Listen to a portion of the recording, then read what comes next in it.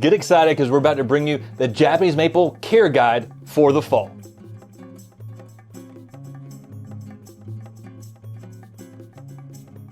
Hey guys, I'm Tim Nichols with MrMaple.com.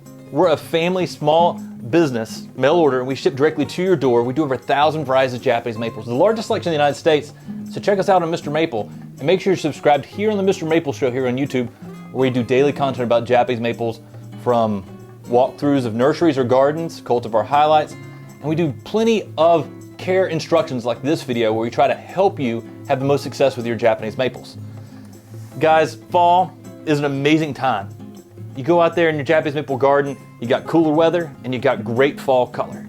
Yellows, oranges, reds, the Japanese maples provide it all. And so today I'm going to tell you about what you need to be doing this fall time frame to really make the most of your Japanese maples and your fall gardening.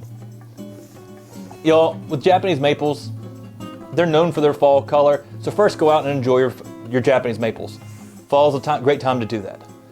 Secondly, it's a great time to plant. Japanese maples planted during the fall in zones 6 through 9 can get established, especially in that late winter, early spring time frame, and be more established so they can really take off and do well during those summer months in their first year. You can plant any time of the season when the ground's not frozen. So we're not saying you can't plant other times, but in zone 6 through 9, the fall is almost a more carefree time to plant because it's so easy.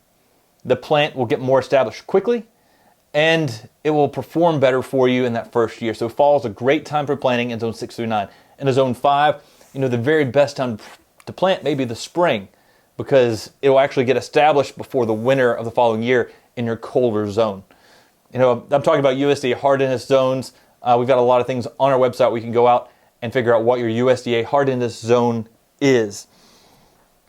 But planting, great time to do it. In fact, right now at Buckholtz Nursery, we're planting a lot of our future stock plants because we can put them out there and they're more carefree this time of the season than they are other times of the season. During the summer, you may have to water more. During the fall, you can put them out there, water them a little bit, come back, check on them, make sure they're drying out and getting wet again. A lot less work during this fall time frame. So great time to plant. So get your Japanese maples planted. If you've got a bunch of Japanese maples in pots you want to get planted, now's the time of the season to do that. Now, transplanting. Should I transplant a Japanese maple during this time of the season? See, planting is taking a tree from a container and putting it into the ground. Transplanting, what I'm typically talking about, is taking a tree from the ground and moving it to somewhere else in the ground. I don't typically recommend doing a full transplant during this time of the season, in the fall. You can do it, you can have success, but the best time is late winter, early spring, before the tree leaves out, when those buds are starting to swell. But that doesn't mean that you can't start to prepare. And what you can do to prepare for those trees that you are going to be transplanting is take a spade out there or a shovel and make a circle around where the root ball will be that you'll be digging. And what you'll be doing is you'll be cutting down through some of those harder areas and some of those roots, but you're leaving the tree in the ground. So the tree is getting prepared to get moved in that late winter, early spring time frame.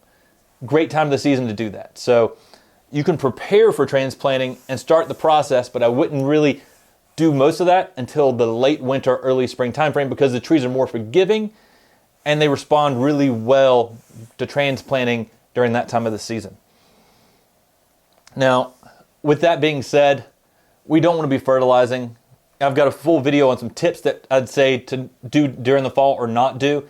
You can go check that out. And we actually have a full podcast on the Japanese maple. It's called It's Fall, Y'all, Japanese Maple Care Guide. That's Matt and I breaking down, this more in depth on what you should be doing in the fall. If you want to go check that out, it's on your favorite podcast platform through the Mr. Maple Show. Now, you don't want to be fertilizing and you don't want to be pruning. You're wanting the tree to be shutting down. People often will try to fertilize in the fall. It keeps trees active. That's a big no-no in the fall. Pruning is the same thing. Pruning promotes growth. And so when you see people who say prune in the fall, we disagree greatly with Japanese maples.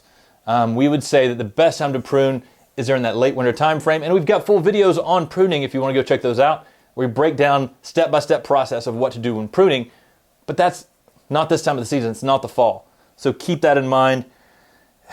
Now, just because you're not pruning doesn't mean you can't start to get ready for pruning. And what I mean by that is right now the tree still has leaves, and when we recommend to prune is when the tree doesn't have leaves. So what you can do is you can go out there for those trees that may have some reversion and mark those branches. Mark the branches that you know you want to remove. And then you can remember, hey, I marked the tree branches exactly where I want to remove them and make those cuts. And then when late winter, early spring comes around, you can make those cuts. So keep that in mind. Great time to mark reversions is right now during the fall. And what I mean by a reversion is we've got a full video on that as well. But sometimes a tree like butterfly may throw on a green shoot that needs to be removed. And it doesn't ever go back to the variegated form that butterfly is known for with those white margin variegations. If you tag those shoots that you want to remove, you can actually remember and see during the winter exactly which branches need to be removed. Now, another great idea is to go out there and take a photo. That way you can be reassured that you marked the branches that were reverted. You don't get confused and think you marked the branches that you're supposed to keep. So taking a photo with it definitely provides some confidence when you're going out there to prune. That way you can go back and check your photo and say, yeah, I marked these branches. Those are the branches that do need to be removed. Now, that being said, it's also a great time to go through and start cleaning your tools. You shouldn't be pruning, but this is a great time to just go out there, take rubbing alcohol, sit down, clean your pruners, clean your shears.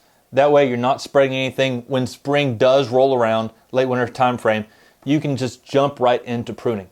So great time to do it. Rubbing alcohol is your best friend in cleaning your tools and making sure that they're ready and primed and ready to go. Now, that being said, one thing that always pops up in this fall time frame is powdery mildew. And powdery mildew is this white fungus that appears in the leaves. First thing I just want to tell you, don't overreact. Powdery mildew is something that may make the leaf not look the best, but with powdery mildew, it doesn't hurt the health of the tree. See, the leaves are basically what we call bud shields, and the buds for next spring are down at the base of the leaf stem. The powdery mildew is not affecting that bud. It's affecting the leaf shield that's about to fall off anyways in the fall. So you can treat powdery mildew if it happens in the early fall or if it happens in the summer. But if it's late fall, just let the leaves fall off, and next spring you're going to get a reset, because these are deciduous trees. And when those leaves leaf back out in the spring, that powdery mildew won't be there. So keep that in mind. It's really an environmental condition that creates powdery mildew. Typically more moisture or lack of moisture in the air. And just the fall weather that we have here in Western North Carolina, we often see a lot of powdery mildew. It's not the end of the world. And the biggest thing is don't overreact. We have a full video on powdery mildew and what to do for it if you do want to treat it. Now, next, I want to talk to you a little bit about some other things that happen in the fall. One thing that happens in the fall in many places across the United States is cold weather comes in before the Japanese maples are ready for the cold weather. Say we've got a cold snap early and we get below freezing before those leaves really even start to process the chlorophyll down to the roots and really start getting a lot of fall color. What happens is the trees hang on to the leaves, and it can be a little more unsightly. People will say, my tree's hanging on to brown leaves, what do I do? Best thing is to leave those leaves on. If you go out there and try to pull those leaves off, you're going to mess up and damage that bud we talked about that's at the leaf stem. And you could damage that and have a lot of damaged buds when the tree's time to leaf out next spring. Now, what will happen naturally if you leave it there? Some leaves are going to blow off during a storm or with wind during the winter. That's very natural. But next spring, as those buds start to leaf out, they will actually push off those leaves that may be hanging. It's unusual for this to happen, but it does happen all across the United States and across the world whenever we have those early freezes before the trees have even started fall color. It's actually a topic called marsenescence. And we have a full video on why are my leaves hanging on my trees. So that's something you go check out as well. I mean, like I told you, you want to subscribe here because we have daily content all about Japanese maples, and we do our best to help you understand what's going on and how to treat the things you need to treat. Guys, next up, I think it's a great time in the fall to prepare for winter. There's a lot of things that people can be doing to prepare for winter.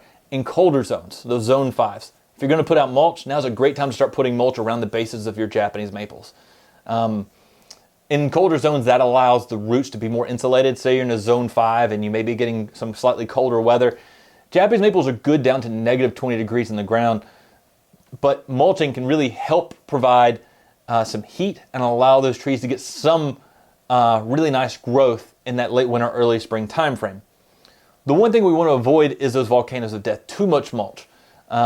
If you mulch it too thickly, you can actually smother the roots of your Japanese maple. And Japanese maples need oxygen to those roots, so do keep that in mind. 2 to 3 inches during the winter, great idea. You need to rake that down and not have it right up against the very base of the trunk as well. But you need to rake that down in the early spring. But during the winter, great time to mulch your Japanese maples in those colder zones especially.